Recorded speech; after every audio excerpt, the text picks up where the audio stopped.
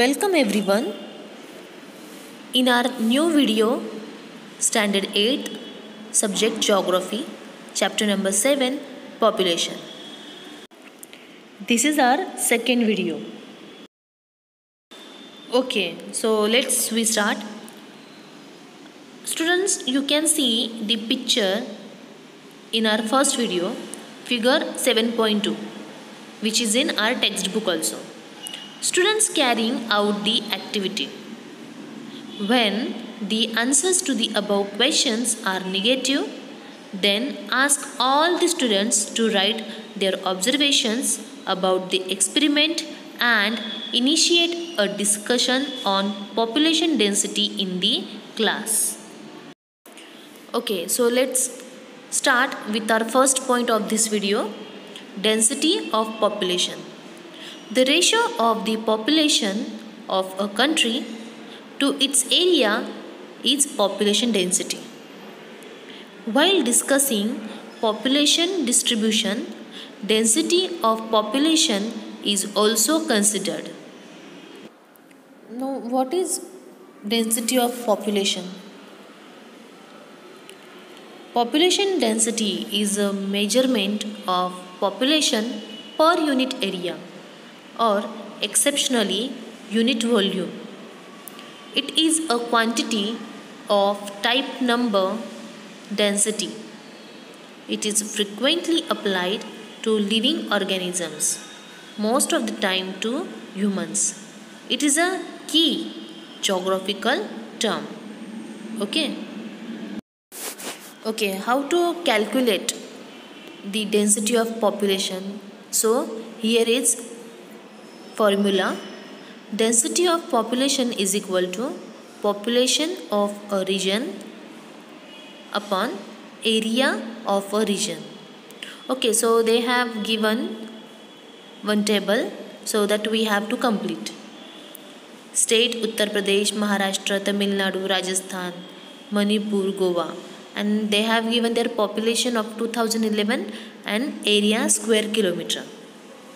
So I hope students you will calculate it. From the area of a region and its population, one can calculate how many people live in a square kilometer. Density of population is not the same everywhere. In some regions, the area is small but the population is large. For example, Kerala. In other regions, the area is large but the population is small. Therefore, the density of population is low. For example, Rajasthan. Okay, so this is on trial basis. Try this.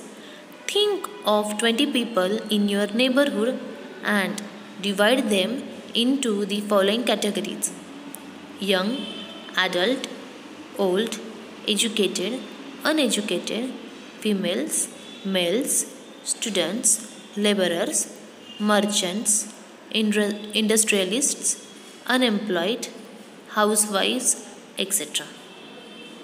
Okay, first point is, from the above classifications, what are the salient features of your neighborhood?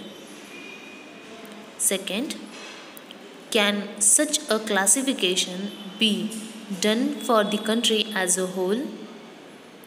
Third, correlate these categories with the qualities of the population.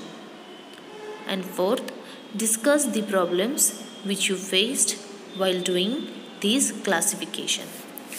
Next point is structure of population. Population can be subdivided into various categories by studying the correlation between the subdivisions and understanding of the structure and quality of the population is possible. Next, can you tell groups: male, adolescent, illiterate, children, unemployed, infants, literature, rural, working population, urban, female, old, young, dependent population, adult. Okay, so classify the above groups into the categories below: sex, age, rural, urban, literacy, productive, population. Population can be subdivided as per the groups given above. These subgroups and their relationship with one another is studied in the structure of the population that we are going to learn, student. Okay, let's see next point: sex ratio. As per the gender, population can be divided into males and females. This is a natural division which can be easily understood. In a population, when both the genders are around the same number, it indicates a balanced population. In population studies, the ratio of men and women is considered important. Balanced population, it means in the sex ratio, the sex ratio at birth is defined as the number of male live births for every 100 female births. Got it? It means in the absence of manipulation, the sex ratio at birth is remarkably consistent across human populations, with 105 to 107 male births for every 100 female births.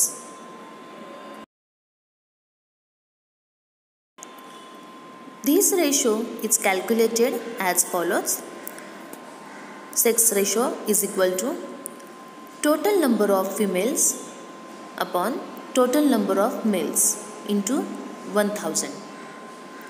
For every 1000 males, the number of females is less, the sex ratio is said to be low, and when for every 1000 males, the number of females is more, the sex ratio is said to be high.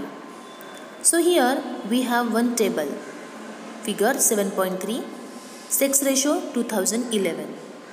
Here number of females: Haryana 879, Bihar 918, Maharashtra 929, Chhattisgarh 991, Kerala 1084. Study the graph given above and answer the following questions. Which state has the highest sex ratio? Which state has the lowest sex ratio? What changes should take place in Maharashtra to bring about a balanced sex ratio, and how much change is necessary? Next, geographical explanation. In regions where the proportion of females is more than males, predominantly the outmigration of men is high. The outmigration is very often for employment purposes, for example, Kerala. But where the proportion of females is less than males, in most cases the birth rate of females is less. Next point, geographical explanation of age structure. In a region when the population is subdivided as per the age groups, this is called the age structure of the population. Age structure is useful for the projection of population and for understanding the dynamics of the age structure arrangement. Similarly, it also helps in understanding the proportion of active and dependent population. The age structure of a population is the distribution of people of various ages. it is a best useful tool for social scientists, public health and healthcare experts, policy analysts and policy makers because it illustrates population trends like rates of births and deaths. If we say in a graphic form, so age structure is portrayed as an age pyramid that shows the youngest age at the bottom with each additional layer showing the next oldest. So typically males are indicated on the left and females on the right. In India, the productive population is the population between the ages 15 and 59. This group of people is active in service and business. They directly participate in the economic activities of a region.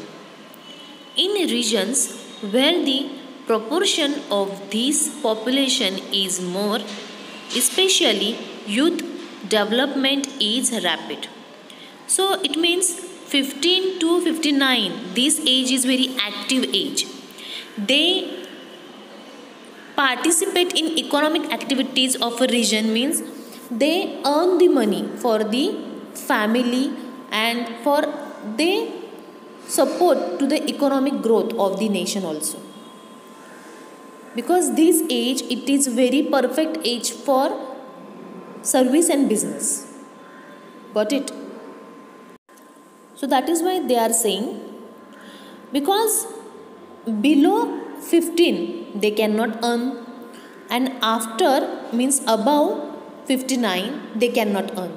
So from 15 to 59 this age is very active age, and so that is why especially the youth development is rapid.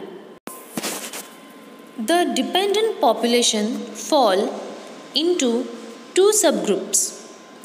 The people below 15 years of age are totally dependent on the productive population. Just I have told you, correct? Below 15 years they cannot earn. They are totally dependent on the other thing, means for example productive population. So next is people above 60 years also fall in the dependent category, but their knowledge and experience make them a valuable asset to the whole society. For example, if we can take example in our home.